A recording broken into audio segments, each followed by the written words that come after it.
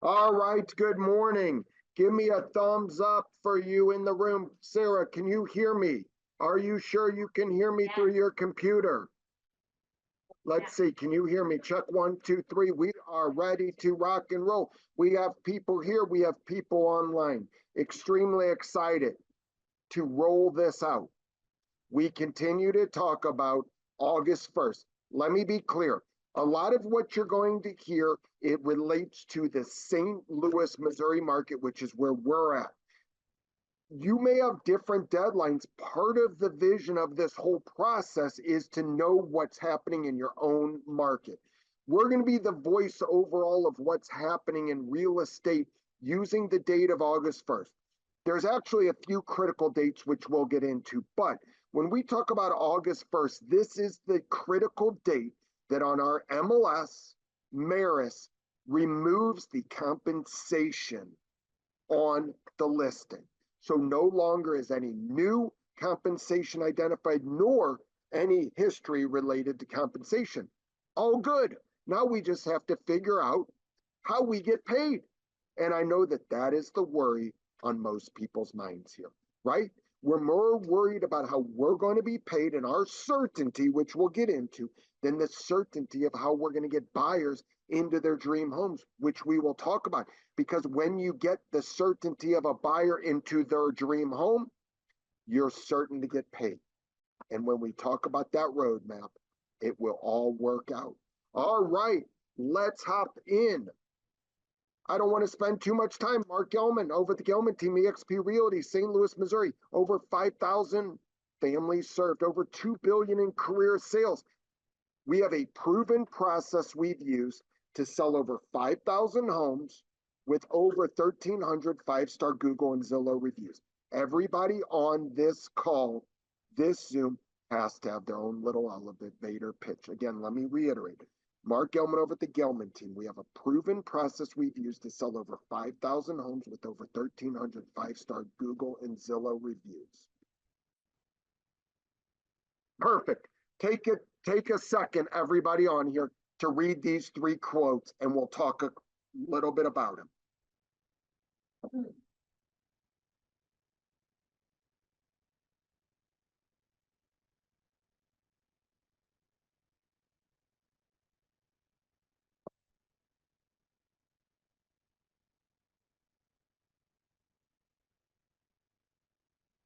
So each one of these, in my eyes, resonates in a different way. First one, you have to get active.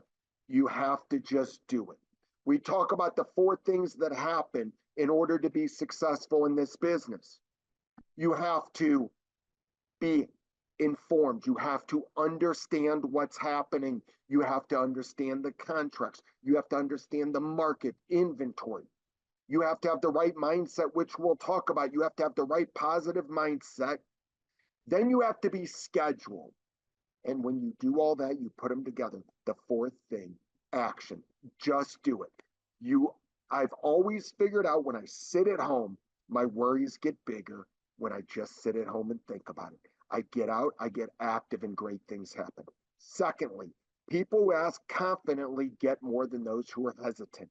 There is something to be said about confidence. There's something to be said about certainty. You're going to hear the word throughout this presentation of certainty. That's what agents are looking for from this, some more certainty. And certainly, buyers are looking for certainty. Buyers want somebody that's confident. Buyer wants somebody that's unwavering in, I am going to help you achieve your goals. Hesitant, uncertain, insecure. Those are traits that just are not going to work in this changing market. Successful people have fear. I don't want anybody to be misled that there are people on this call that are doing a lot of business, but they're worried. It's okay. It's okay. I'm not worried, but the unknown doesn't feel as good as the known. However, growth happens in that outside area of where it is unknown. But here's the thing, I don't let the fear paralyze me. I move forward. This goes back to other changes, 2020, big change in the world. World was shut down. Here's the thing. There was fear. Everybody had fear. There was people that froze. There were people that really just flight went the other way. And then there's people that fought and moved straight ahead. Here's the same thing. This is what's going to happen here. There's going to be those that are paralyzed, those that are going to turn away and potentially leave the business. And then there's move forward and succeed. This is what this is about. Moving forward and succeed. Don't freak out. It's a great graph. Let's get right into the playbook, the timeline in St. Louis. Remember, it's St. Louis. This is a time look. 6:25 to 7:31, small window. This is something that we've been doing for about 4 months, okay? But we don't have 4 months. The 4 months is history. So here's what happens. You have about a month. I am doubling down on the commitment to my practice learning. I am doubling down on figuring out what this all looks like. Here's the interesting thing. It's about time to study the forms now because the forms continue to change. They've been changing. We finally have some source of the forms. We're not even there yet, but here's the key. In St. Louis, July 1st, all new forms are required to be used. Although remember, going back to August 1st is when compensation in the MLS is removed, but we're required to use the new forms July 1 of 24. The beautiful thing is the paperwork does not have to be rewritten today. There will be a supplement that's acknowledged by the client that they received the fact that there is going to be new people. Pre-August 1st, NAR didn't allow a note. So here, this is one of the most important concepts that is going to help you if you stick with me. Pre-8/1/21, so pre-August 1st, 24, NAR did not allow any type of negotiating commissions. By the way, in this format, I'm going to talk about commissions, but by no means am I going to talk about commissions as to an expectation that this person, or other charges X. That's not what our objective is. I'm using for simplicity a 3%, not that 3% is a standard or other. But if in the MLS it said 3%, and that's what you were going to be paid as a buyer agent, unless you had a buyer's agency where potentially it was more and you bridged the gap. Okay, stick with it. So imagine that in MLS it says 2. That means you're going to be paid out 2%. You cannot negotiate with the other side, with the seller, to get any more commission. It was actually against all NAR regulations. It was actually in the NAR requirements that you cannot negotiate commission through contracts. So if it was 2%, that was what you were going to make unless you had a buyer's agency of 3, then you would bridge the gap of 1. Here's the cool thing, and I get it. We're looking at the negative. Now we have to negotiate our commission. Here's the beautiful thing. Now we can negotiate our commission. If there's seller concessions of 2 and we want 4, we can negotiate through the contract to get that 3 or 4%. It is a beautiful, beautiful concept that when you look at the positive, you're able to negotiate it through the contract and the seller can pay. Not necessarily does your buyer have to pay. We're not going to get deep into any type of forms, but everybody on this call should understand the CCD, the Cooperative Compensation Disclosure, which will be disclosed by prospective sellers via their listing agent. So that is going to take the place of what previously was the MLS sheet that showed commission. All of the cooperative compensation disclosure will reflect are there potential seller concessions being offered, and what is that amount of seller concessions? Again, we're not going to focus as much on any, this is above and beyond the review of the contract. And there are numerous new forms, but the most important thing is August 1st is when we get to have fun. We actually get to negotiate our commission. You want to raise? Awesome.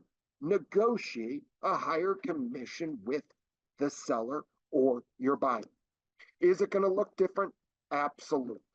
There's a big difference between if it's a 2% commission today and we want 3% to negotiate the 1% spread. It's a big difference between that and if you were to have zero payout, no seller concessions, you want that same 3%. Well, we're either going to still try to negotiate through the seller, which I think is going to happen a lot, and actually we will successfully be able to negotiate as long as, like in any contract, the terms work for the seller. However, there is the fact that buyers now will be paying you a commission. It's okay. Again, it all starts right up here. Mindset, mindset, mindset. I don't want to jump ahead. If you think it is, it is. If you're worried, you should be worried. It's okay, as we already talked about, it's okay for anybody on this call to be worried. But here's the thing. You got to get moving into action. That's educational action. That's learning negotiation skills. There's a great master class, and I forget his name, but the guy that's the FBI hostage. Anybody in the room know the FBI hostage negotiator? Right. Anyway, just Google FBI hostage negotiator. He's one of the best negotiators. He has a master class on it, and he is a gem. That's how I get action. Get moving. Learn the contracts. Understand the market. Understanding what's happening with interest rates and how they're going to impact the market. Never split the difference. Never split the difference. I heard from the crowd here. Never split the difference. So, if you think it is, it is. If you think this is not a major issue, that it's different, it looks different. See, people are scared of change. Growth happens outside of your comfort level, outside of when you change. So if you think it is, it is. If you think it's not, it's not. If you're worried, it's okay. Be worried, but just for about this much, and then move on. Get going, get into action. Going back one slide. What it is today may not be what it is tomorrow. However, one constant. I'm betting on myself, by the way. I can bet on a lot of people, but I'm betting on myself. Every one of you on here, better bet on yourself. Because there's nobody that's going to pick you up. There's people, for example, on our team, everybody, we're here to support you. But at the end of the day, you have to bet on yourself that you can be in that meeting with the buyer and articulate your value proposition. Don't be a salesperson. Understand their goals, their dreams, and help them achieve their goals. Make it about them, not about you. Don't focus on your salesmanship. Again, you've heard the word certainty. Certainty, certainty. Agents and buyers are looking for certainty, albeit different certainty. The ones on this are looking for certainty that they still have a job, that they still have a profession, still earning money, there's still a role. Do I believe those first three things? I am here to give you certainty. I guarantee you that we still have a profession, we're still going to be earning money, and there will absolutely be a role for buyer's agents. No doubt about it. Now, can I guarantee you that 100%? Absolutely not. Do I believe 100%? I don't. I don't believe that those that do not study split the difference. See the second reference to it.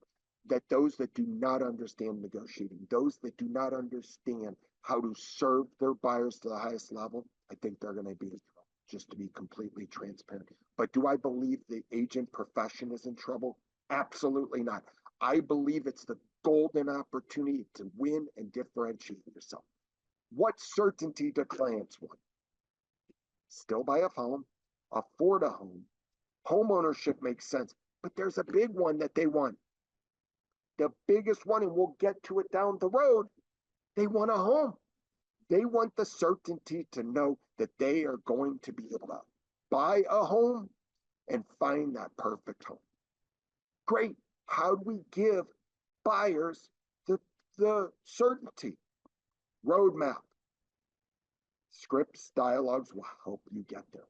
Stop this sales. I didn't put it because you don't see me saying, be the best salesperson. No. Be the best question answer. Get curious.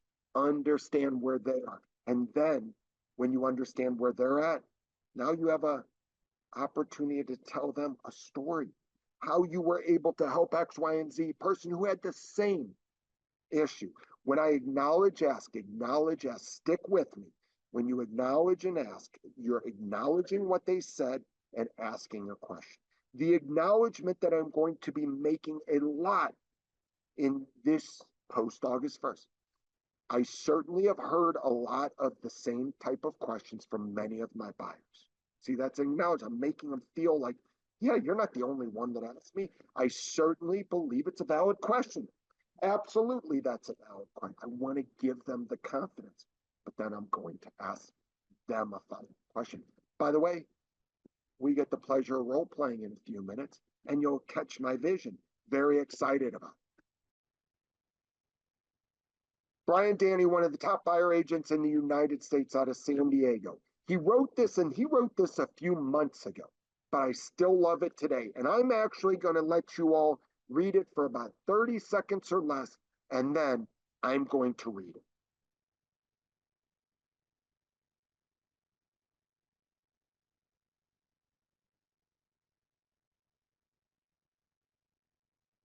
All right, this is starting to give you the scripts, the dialogues, the acknowledge you're going to, but then you're going to ask certain questions. Stop freaking out, stop freaking out, stop freaking out. Nothing has changed. Something's changed. A little bit's changed, but overall, a seller's always had the option to pay 6% or 0. A buyer always had the chance to go directly to the listing. Do we get calls from listing agents? Absolutely.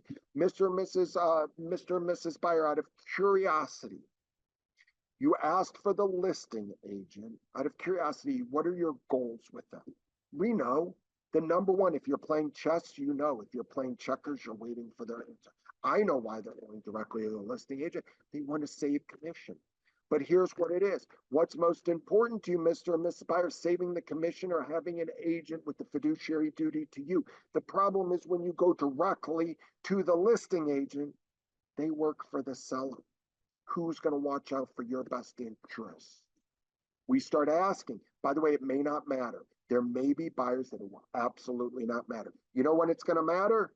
It's going to matter after they close and have some massive problems because the due diligence wasn't properly done by the seller, by the listing agent, because the listing agent didn't have the buyer's best interests in mind. Can I convince those people to not use a listing? Absolutely not. There will be people that want to use listing agents. By the way, there'll be people that want to pay $100 to open doors. There'll be want to pay $100 to write contracts. It's okay. You know what the good news is? It's a small percentage of buyers and sellers that overall do that. And by the way, I don't want them.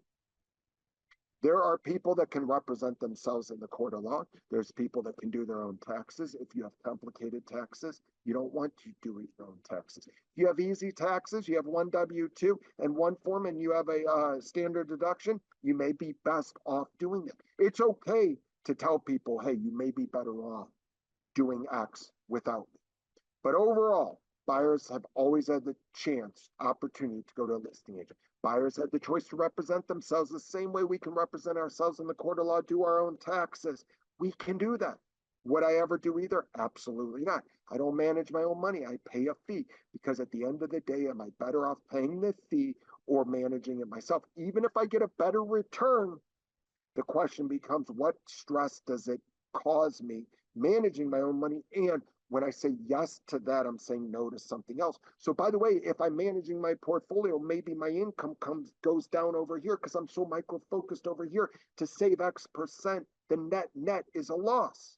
See, when you look at this in these type of framework, great things happen. Buyers always had the choice to make their own decisions. The agent always had the opportunity to have a reactive or proactive process. By the way, your proven process will get you to the certainty that buyers need if you have a proven process. When you start using words, our proven process, I want to sit down and discuss our proven process with you. If you do not have the opportunity or time to discuss your proven process and you just want to open doors, you will lose. A door opener in this business has no chance of making significant dollars. Somebody with a proven process with organizational support will get deals done that those others can't. An agent always had the opportunity to play the short or long game when winning the relationship. The short game is absolutely, let's go in that house, I'll show you the house. The long game is I'm building relationships, and it may not be everyone. If I'm interacting with 10 people, maybe I only 5 people and I are respect each other enough that they're going to pay me. That's abundant scarcity. Again, I could put in here, but these were Brian's words. Some have an abundant mindset. Some have a scarcity mindset. The agent always had the opportunity to understand their numbers and underline how an experience with them are proven. Again, the proven process we've used, the proven process the Gelman teams use to sell over 5,000 homes with the 1,300 5-star Google and Zillow reviews. They have some expectation then, and then we can go further on the list side or buy side. The agent always had the opportunity to treat all buyers and sellers, of course, but we always treated buyers different than sellers. Because as we'll get to in the next slide, timelines look different. Now, by the way, this relates to our market and what we did. I'm not suggesting there's people that were unbelievable, that got buyer's agency signed the first day, made whatever, that's fine. In our market, it was very standard to get a buyer agency before you the contract.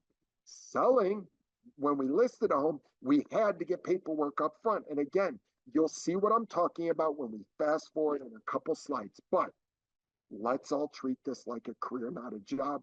Again, going back to the career, not a job. A job is scarcity. I just do my job. I just open the door. I just make this one my career as I'm building something special. And by the way, those that are playing the long game are winning, and they're winning over time.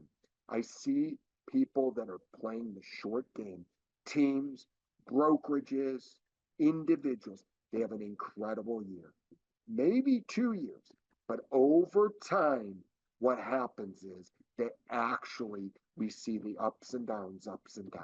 I'm looking to build a long-term sustainable business, and that's a career.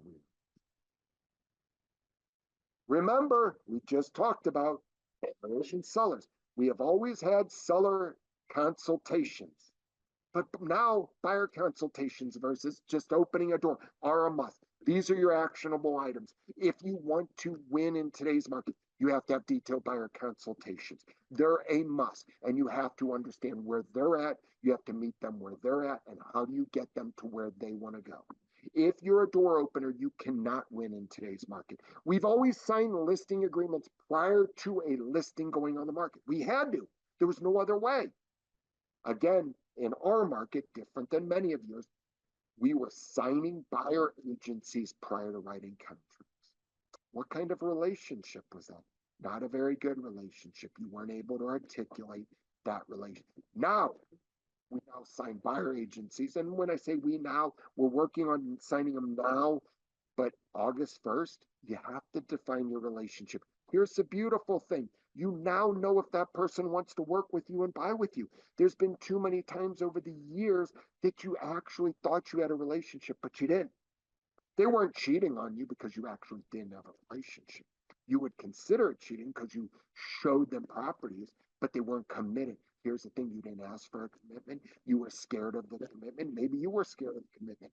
Certainly you had a perception that the buyer's scared of a commitment. But here's the great news. You're going to understand the relationship, the commitment. We always walked away from unrealistic selling. How much money do you make from a seller that overprices their listing and cuts your commission? Doesn't usually work out very well. Those are unrealistic sellers. We're now going to have to determine, are we working with realistic or unrealistic buyers? And are they willing to pay us for our services? If you devalue your services, you'll probably work with more people. But you know what? You're going to get the runaround from more people. You're going to be a door opener from more people. And ultimately, you're going to make less money. And you're not going to have as good of quality. Just to be clear, because all of this does have to fit in the framework of quality of life. On our team, you have family, life, work, harmony, and not balance, imbalance, but harmony. It has to fit together. So as I said earlier, when you say yes to something, you're saying no to something else. If I'm saying yes to an unrealistic bad buyer, then I'm saying no to something, my family, my health, whatever that is. But when I build that relationship, we have a mutually respectful relationship where now we're working together. I'm not at their beck and call at the hours that a normal person wouldn't be at their beck and call. Your doctor wouldn't be at their beck and call. Your lawyer, your accountant. No, we have a mutually beneficial relationship where we've set expectations. We've always walked away from sellers that don't see our value or want our commission discounted, just like we talked about upstairs, up above it. When we lead with value, add value, we don't discount our value because our value is our value. Stop freaking out. Get off your island. By the way, we have one more funny graphic. I got to just make sure I'm on target. I'm not bad. I apologize. I just want to make sure I'm on target with this. Cool. Let's go back to here, and then we are going to, bear with me. I apologize. We're going to go here, and I'm going to view again. So I just want to make sure I have time for question and answer because I'm so passionate about this. I just love it. Again, I think you've heard about this. Buyers don't want an agent. They want a house. They want certainty. Don't lose track of this thought. Stop selling and start understanding. How can I help you achieve your goals? Don't make it about me and my commission. Look, when you walk into a retail store, walk into any store in America, and the salesperson at the front says, how can I help you? Can I help you? No, I'm just looking. 99% of America are just looking. However, I think the statistic is lower in regards to somewhere below 50% are actually don't leave that store or the mall. And I think it's closer to 30 without something. So they're not just looking. Most people don't have time anymore just to go into a store, mess around. Don't get me wrong, some do. But at the end of the day, if the salesperson reframes it, this is what I need everybody on here to do. Instead of you walk into a retail store, can I help you? And the response is, no, I'm just looking. Welcome to the store. Out of curiosity, are you looking for pants? Are you looking for a shirt? Are you looking for shoes? Different. Now I force them to answer me on something. No, I'm just looking. Okay, and out of curiosity, is there something specifically you're looking for? I understand. See, I'm acknowledging. Okay, sure, I certainly understand. It sounds like you're not looking for those two. My knowledge was that. My ask, well, out of curiosity, is there something specific you're looking for? If they were to say, I'm looking for pants, awesome. We sure have a lot of pants, whatever that acknowledgement is. And out of curiosity, what specific type of pants are you looking for? Blue jeans? You look at ones that have holes in them, no holes in them, crop pants. When you keep going deeper, deeper, I can guarantee you, you will find exactly what they're looking for. Direct them to where they're looking, and they're going to be in and out. And actually, they're going to have a great experience because you helped them, but they actually didn't want the help. When they walked in originally, if you ask them a different question, they didn't want it. And by the way, frustrations cause when you walk in, and I have a personal issue when I walk into a store, they ask me, can I help you? I said, absolutely not. I'm just looking, even though I'm looking for something. It's a weird mindset that I have. I walk around aimlessly, can't find what I'm looking for, then I'm frustrated. But you know what? Nobody helped me. Now, if they would have rephrased it, I have a better experience. So at the end of the day, buyers don't want an agent. They want a house. They want certainty. They want your proven process. Don't lose track of that thought. Stop selling. Start understanding. Don't tell them why you're the best, why your store is the best. No, understand where they're at. Meet them where they're at. How can I help you find what you're looking for? What exactly are you looking for? Third one.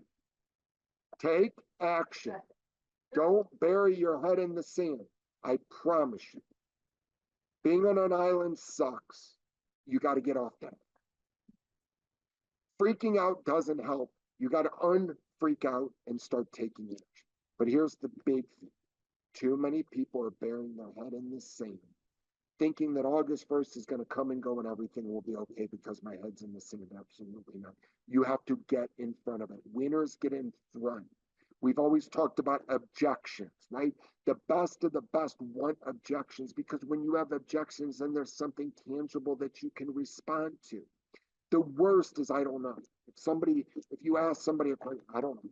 And then you ask them another and try to go a little, I don't know. Those are hard. But when you get in front, when there's an objection, a tangible objection, you acknowledge the objection. I've certainly heard a lot about that. A lot of my clients are thinking of the same thing. I've heard a lot about that. Out of curiosity, and you ask them a question, incredible things happen. So when you bury your head in the sand, you're just delaying the inevitable. Nothing good happens when your head's in the sand. So, how do we put it all together? Work in process, work in progress. We've been working on this for weeks and weeks and weeks. As I told you, you all only have about 30 something days. But by the way, if you're prepared to take massive, massive, massive action, 30 days is plenty of time. Would it be nice to have more time? Absolutely. But here's the thing, we don't have more time. It's cool. You've attended this, which is a great first start. So what have we been doing as part of scripts and role play and understanding individual where they're at, meeting them where they're at? How are we going to do all that? Great. We've created, and we're still in the process of creating, a buyer workbook. Some of the highlights in the buyer workbook. Resume. Everybody on this Zoom should have their resume. This is the one time you get to brag about yourself. Because remember, you don't want to make it about you. You want to make it about the buyer. So when you start bragging about you, talking about we're the best, doesn't work. But if I can send this in advance, or I can highlight it. And by the way, the script for this resume is not, oh, I'm the best. No. By the way, I just want to give you a vision. I don't want to spend much time on this page, but I just want to give you a vision from a credibility standpoint so you know who you're working with. That's it. I don't want to pat myself on the back. I just want you to know that you're working with a very credible team, working with a very credible individual. That's it. We're not going to spend much time. However, if they want to refer back to it, no problem. A couple other, great. What's your expectation? Make it about them. See, if I said your ideal agent, I'm the best agent. I call you all the time. I text you all the time. I Facebook message you all the time. I go on LinkedIn. That doesn't work because maybe I hate 3 of those meetings or 4. Maybe I don't want to hear from you every single day. I'm on group text where I hear from people every single day, friends, and I unsubscribe. I just put in there unsubscribe. So I may unsubscribe from your text if I don't want a rhythm, a cadence of every day, 5 days, times a day, hearing from my agent. You have to work with who you are. Communication time, when's the best time to talk to me? By the way, the best time to go out to, if you want to meet with me, the absolute best time. There's a morning and an evening. Afternoon is absolutely the worst time to meet. I'm busy. Anytime, man, anytime, as long as they've defined the anytime, I want them to know in reverse, though, my schedule ain't anytime. You as a buyer, great. It sounds like I'm going to be able to catch you when I need to. Great. I'm going to go into detail. Again, the buyer book will share it very quickly of what it looks like, but you need to set expectations. Mr. and Mrs. Buyer, what do you expect in your agent? Scripts, these are scripts. Mr. and Mrs. Buyer, how many homes have you purchased? Purchased. Awesome. So it sounds like you're experienced. That's your acknowledgement, everybody. Acknowledge, asking. So it sounds like you're experienced.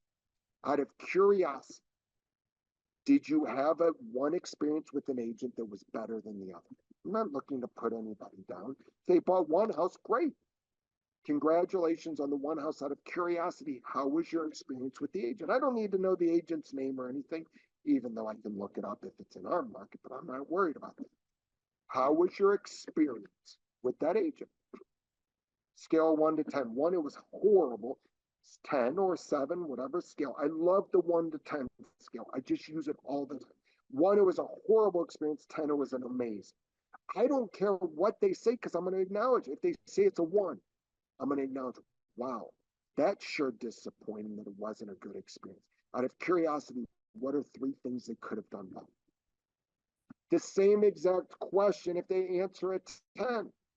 Awesome. That's really exciting that you had a 10 experience. I love when our industry shines like that. Out of curiosity, what are the top 3 things in your opinion that would have made it a 10? See, now, by the way, hopefully, if this were interactive, I would say, now do you know how I'm going to cater my presentation? How I would cater my presentation is on those 3 things that made it amazing. Or if the 3 things that made it are horrendous, I certainly am not going to say, well, they did that, I do this. No, I'm going to show them proof over promise. Can't say, well, I'm going to catch properties before you do, and I will bring you properties that are not on market. If they said, well, they only showed me homes that were on the market and I always had to bring it to them, and then they'd return my call 2 days late. I wouldn't say, well, I return them immediately and I do them. Let me tell you about somebody that had the same concern, Joe, and this is what happened. Matter of fact, Joe switched agents because he had a similar experience. Here's the awesome news. We only saw 3 homes, and those 3 homes, of those, 2 were on the market, but we got in before, like the day the first showings within that first hour. The 3rd one was off market opportunity that I brought to him, and he ended up purchasing that. Is that what you're looking for in an agent? You see, I'm setting expectations and then I'm leveraging off of the expectations that they've set. I'm playing chess, not checkers. Remember that checkers move to move. Chess is you already have the roadmap to where you're going. This is really interesting. So this road to closing, I think, is really a great. Now you may say, well, you know what, and it may be too small for you to see, but you may see, well, that how can it be this short of a road ownership? Well, there's a lot of curves, there's a lot of bends, there's a lot of different things. By the way, when we're driving down, we may go to the side of the road. We may go to the other side, we may stop, we may start, but at the end of the day, the ultimate goal is how can I go from finding a real estate agent and a lender at the top to closing at the bottom. Again, the certainty. This road is a certain, although it has bends in it, it's very certain. It doesn't mean it has to be a straight road, because by the way, most roads aren't straight. It's okay to have a curvy road as long as you make it around the curves. How we measure up. It's a little extreme, this, but the point is to be well made that look, most agents out there, and don't be that most agents are just serving their clients through what's on the MLS, what's in the multi-listing service. By the way, we have to be very careful when we talk about MLS, and we discuss that with our clients. You can't talk about MLS acronyms and other, because we assume our clients know that. Talk at a 3rd grade level. Just dummy the whole process down. So what do? We do all of these different things while many agents are just doing X. We're going to get into a couple other tactical things, and then we're going to leave time for a little role play, or if there's any questions, and then a couple other items. Great. How do I get to be successful in the next 1 month? How do I do this? 1 month. No doubt about it. Find an accountability partner. It can be at home, it can be at work, it can be one of your colleagues, it can be a friend, it can be somebody in a completely different industry, but you have to work on scripts, dialogues, and if, again, 1 month is an accelerated timeline, you're gonna have to role play every day. What am I gonna role play? Great. Role play how you're going to get paid. Wait, Mr. or Mrs. Agent, you mean I have to pay you? Absolutely. And actually, you do have to pay me. That's acknowledged. However, it looks a little bit different, but it's the same as it previously was. Before, the seller would pay both the listing agent and the buyer agent. So if it was 6%, they pay the listing agent 3%, the buyer agent 3%. Here's what's going to happen now. Now, it may look a little bit different, but that same 3% could be paid to the listing agent. And then this other 3%, it may be a combination of you and the seller paying, it may be the seller only paying, but it's still the same 3%, just looks a little bit different. How do we do that? We can build it into the price. There's numerous ways. Does that make sense to you? Do you have any other questions? Right? But the point is we have to discuss it. Well, you know what? I want to see that home, and then I'll decide if we want to work together. Acknowledge. Certainly understand, and I respect that. Many people just want to see that one home and then decide on a working relationship. Here's what I'd like to do. Because we haven't established a working relationship, but is required by August 1st changes, we actually have to now define the relationship, even if it's just for this one home. Does that make sense to you? Any other questions? See, I'm just working through the relationship on how that's going to work. Now, if you ask me what I ultimately wanted to do from a script and dialogue perspective, I want to sit down with the buyers. I want to understand. I want to get on a Zoom immediately if they want to see a home.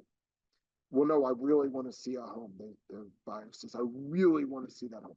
Absolutely. We will absolutely see that home. It's the number one priority. However, in advance, I'd love to sit down with you for 15 minutes, and it can even be Zoom right now. How is your schedule right now? Right? I acknowledge, I ask, how's your schedule right now? And the reason I want to catch your vision, because while you're busy in life, my focus is focusing on your goals. See, I'm making it about them, but it's really, it has to do a lot with me and helping them achieve their goals. But also, I want to make sure I can establish a relationship. By the way, getting in front of somebody, your business will change when you get more face to faces, when you set more appointments. An appointment is not to go see a home. An appointment is when you build a relationship with somebody via an interview, via the buyer consultation that we already discussed. So while you're busy in life, Mr. and Mrs. Buyer, my sole focus is to help you achieve your goals and help you find that home in XYZ area. As part of that process, I'd like to sit down with you to understand your goals, your dreams, your must-haves, your wants, your needs in the next home, and what your deal breakers. Absolutely not going to buy a home that has X, Y, or Z. How does that sound to you? Well, and then they're going to either say, sounds like a plan. No, I'm not interested. Okay. And so it sounds like you're not interested. Acknowledgement. Out of curiosity, why do you think that would not interest you if it's going to take a lot less work off of your plate? See, I'm making about them, not I'm taking work off of their plate, not making about, well, I need to because I need to establish a relationship. See, we have to focus our efforts on making about them, not about us. Make a document to highlight your value. Again, we're talking about value propositions. We're talking about our proven process we've used to sell over 5,000 homes with 1,300 five-star Google and Zillow reviews. On the list side, we don't just bring buyers to, we don't just put a sign in there, we bring buyers to our sellers. We take an aggressive, progressive approach. On the buy side, you are not simply just going to receive homes that are on Zillow or our website. We take an aggressive, progressive approach to find sellers for our buyers, whether they're on market or off market. See, these are little nuances that you have to get into your value proposition. But remember, it's not about you, it's about them. So don't highlight your value except where appropriate, except when you're playing chess, not China. Create that resume. We already showed the resume. Again, it's not to pat ourselves on the back, it's so that they know that they're working with somebody with extreme credibility. And then you have to continue to educate yourself. Going back to when you educate yourself, you get confidence. When you get confidence, you have more certainty. And when you can give the client more certainty because you're educated on the subject, great things will happen. Go to classes to get informed. Look, certifications can mean a lot to a lot of different people. Ultimately, does it mean a lot? It could because there's new information. But if it gives you the credibility you need, that's all we care about. Again, it's what is going to help build your confidence to articulate your value, to understand them and give them the certainty. All righto. I'm happy to role play. Who has an objection that we'd like to role play? Again, happy to do it. Anybody, and you can throw it in the chat. Again, if we don't, we're fine because we still have some more content and we only have about 10 minutes left. But does anybody have an objection that they're worried about? Anybody in this room want to hear me role play anything? And I can repeat the question. Anybody? How about, I guess I get nervous about, somebody else's saying that they'll only charge me 1% commission, so why should I pay you 2.7? Sure. So the question was, Mr. and Mrs. Agent, I have the opportunity, it sounds like you're charging X. And again, remember, we're not talking about commission to steer anybody. We're just talking as a highlight. You're charging 3, and so will do it for 2. 1%, or so will do it for, you know what? Acknowledge, ask, acknowledge, ask, acknowledge, ask. I certainly understand that that can be a lot of money. At the end of the day, what is more important to you? Finding that perfect home, protecting your investment, which is going to be the most valuable investment by doing what it takes to not only get the house, but then to make sure it's the right house, to make sure that there's no issues and other. At the end of the day, if you're solely focused on commission, it may be challenging for us to work together. If you're focused on securing the best investment, if you're focused on negotiating the most aggressively under the circumstances, I'm your right person. The other thing you can do is look, and I don't want to be as granular to say, well, that's our commission, because that doesn't help. But out of curiosity, what is most important to you? Is most important to you having the lowest amount of commission, or having the most protected and the best asset that's going to meet the best long-term investment for your needs?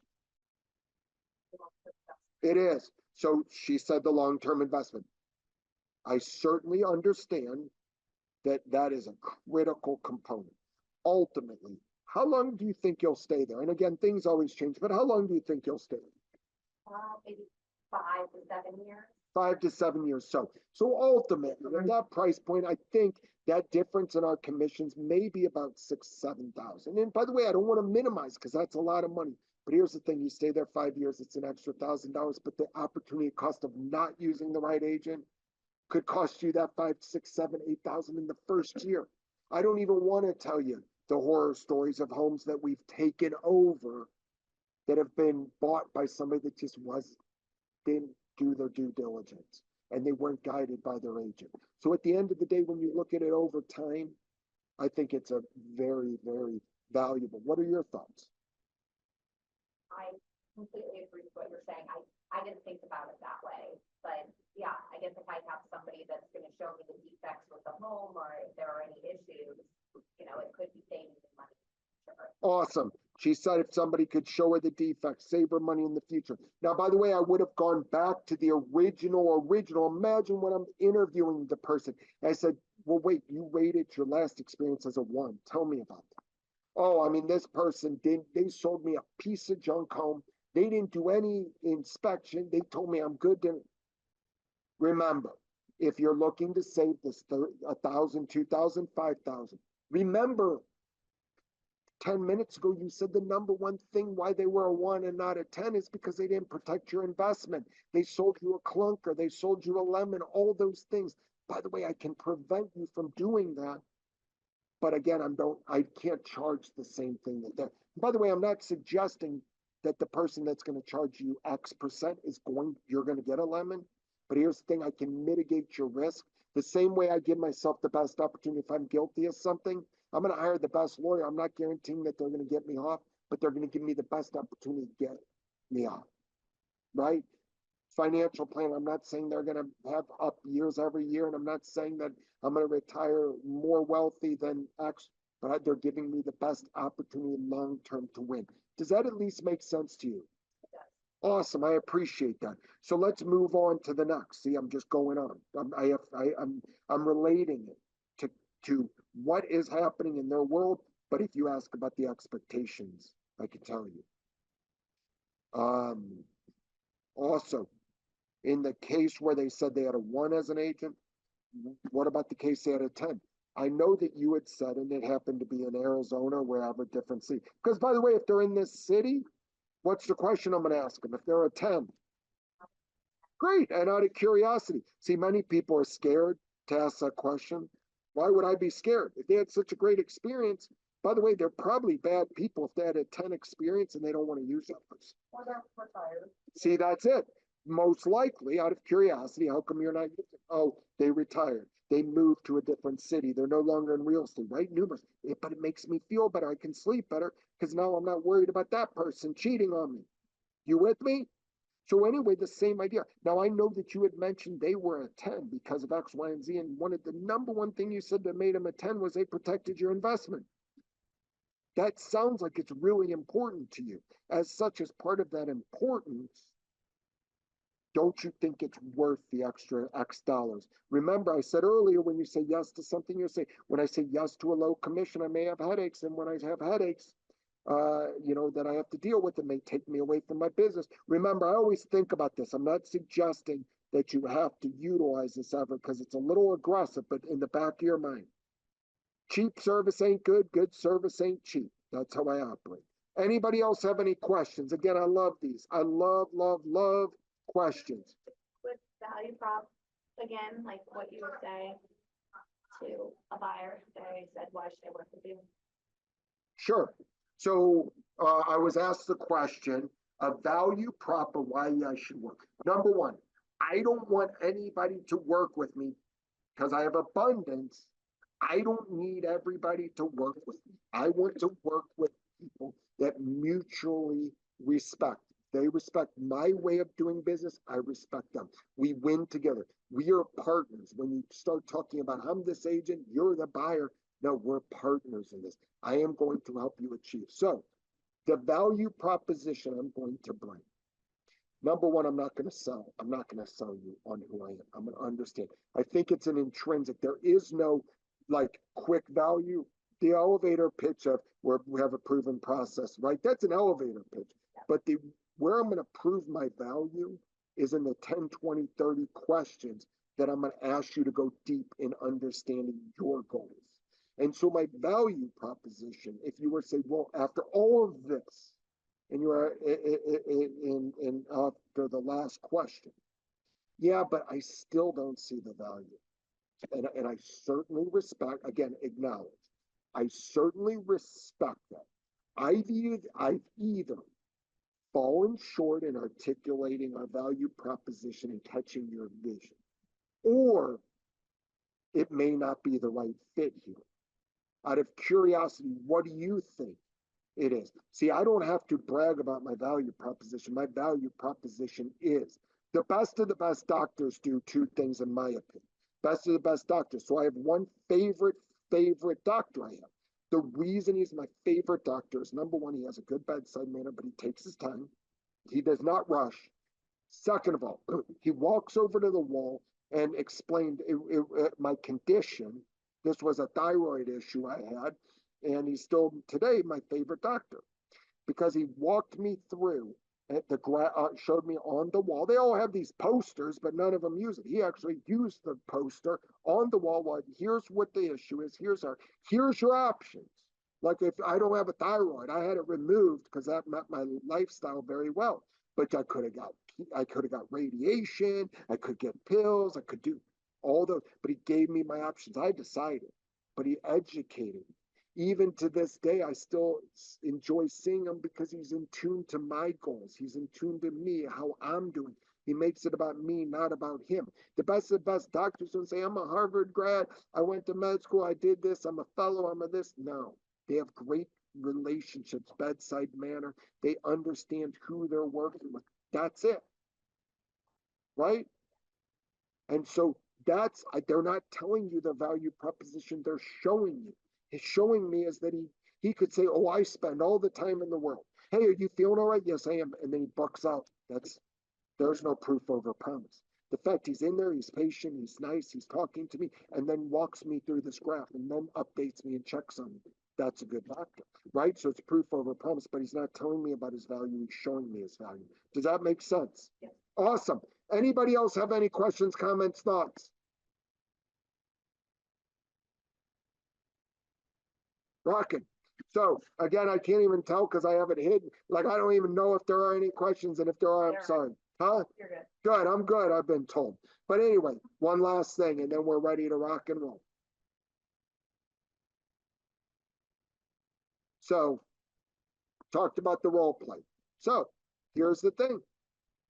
These are considerations that have to be figured out by prospective people on this call. Whether you're on a team, a brokerage, whether you're an individual, you have to figure out all these different commissions. The difference becomes today a little bit different. I said the beauty of commissions now, we will be able to negotiate them. We'll be able to negotiate them with the seller, unlike the NAR before. NAR settlement, by the way, this settlement struck the provision where we cannot negotiate commissions, where we could not. Now it struck it, so we can't. But here's the thing we have to figure out. Because it was so black and white, there was a presented commission, and that's it. Whether I show you one house, whether I show you 100, whether I meet you in an open house and show you that house, it was easy. It was black and white. Here's the commission. No, I may sign a buyer's agency that, again, bridges the gap, but ultimately, here are some of your considerations.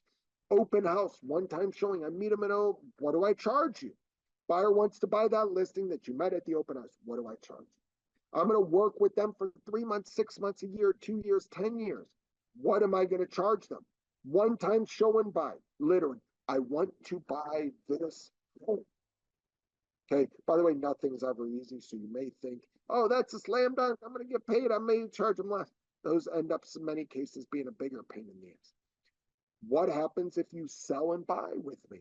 What happens if you sell and buy with the team? Are we going to package it together? These are all things that we have not finalized, just to be transparent, but we're working on. These are just different options that you have to consider. So I want to, in the respect of time, I just want to go back to, I'm going to go back, but it says time to earn what you deserve, right? And we'll get there. That is the end, but I'm going to go back to just a couple highlights. Tactics. A must. You have to then commit to 1, 2, 3, 4, 5 of these. And you have to decide which makes the most sense for you. Remember, you have less than 45 days. Okay? Find an accountability partner, work on scripts, dialogues, role play, make a document to highlight your value, right? This is a pretty good highlight. It's not necessarily highlighting my value, it's understanding who they are and getting to their value, getting to what's important to them. But absolutely, this little resume, it highlights the value. Create a resume. Awesome. Continue to educate. Get smarter. Get certified. Learn the contracts. The best of the best agents can talk about a contract without having to look at a contract because they've studied it. They know it. They've done it from a redundancy standpoint. They can give people confidence that, hey, if you do this, here's the collateral impact. We can buy the home, but because you have an inspection writer in here, we can still terminate. And if you terminate within the time frame, you can still get your earnest money back. So don't be afraid to tie up a home, right? That's knowing the contract and knowing the inspection and knowing mutual releases and outs so well. So again, those are tactics that I'm focusing on. This buyer workbook, something to this effect, some deliverable. It doesn't have to be this detailed. Make it about them, not about you. Ask the questions about what makes you the ideal agent. What are they looking for? What are their must-haves, their wants, their needs? What is it about the house that they're looking for? And that's it. Guys, take action. Take massive action. Take action. Don't freak out. Get off the island if you're on an island, and then take massive action. Anybody else have any questions, comments, thoughts before we wrap this up? I think I'm on time. I'm available after if anybody needs me. Anybody have any questions, comments, thoughts? Thank you so much. Rockin', thank you.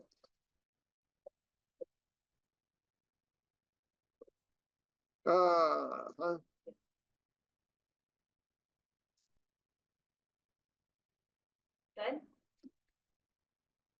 Oh, that's for you.